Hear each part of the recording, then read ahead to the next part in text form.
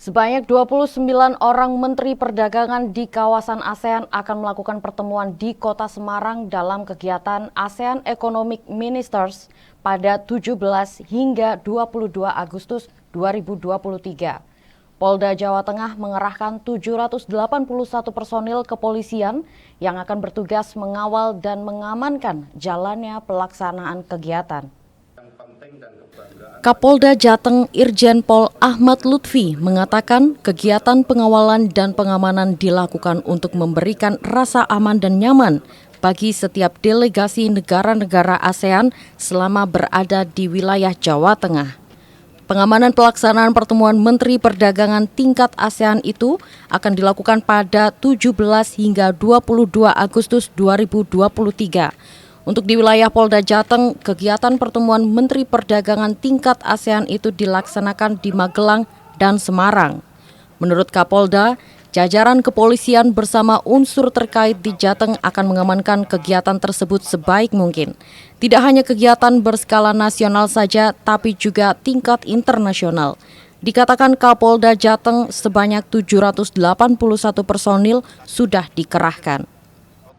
Uni Eropa maupun ASEAN yang jumlahnya hampir 29 kementerian atau menteri, kita libatkan 781 personil dari mulai objek, subjek, kemudian pengawalan dari tempat maupun bergeraknya para menteri di wilayah kita.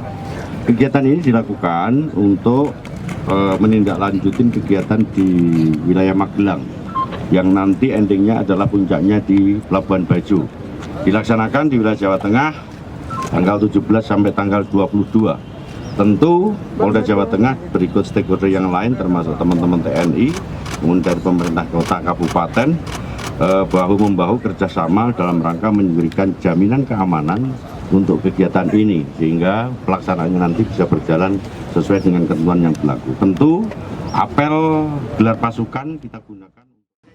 Sementara itu, Wakil Gubernur Jawa Tengah Taj Yassin menambahkan, kegiatan pertemuan Menteri Perdagangan tingkat ASEAN itu akan dimanfaatkan untuk mendongkrak perekonomian di Jateng. Pertumbuhan ekonomi dari pemerintah Provinsi Jawa Tengah mendukung karena ini ada kegiatan pusat, sifatnya kami hanya mendukung saja, menyiapkan apa saja yang bisa dilakukan untuk pertumbuhan ekonomi di Jawa Tengah. Termasuk pangan ya, yang kemarin baru diinstruksikan oleh Menteri Pertanian. Tapi juga UMKM yang perlu kita dorong, yang selama ini sudah kita rekap di Dinas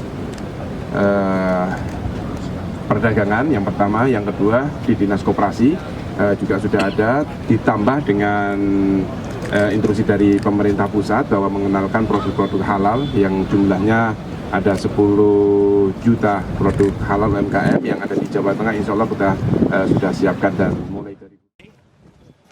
Hal ini bisa memanfaatkan untuk mendorong perekonomian di Jawa Tengah.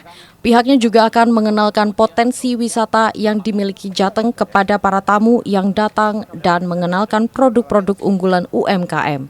Vita Semarang, TA TV.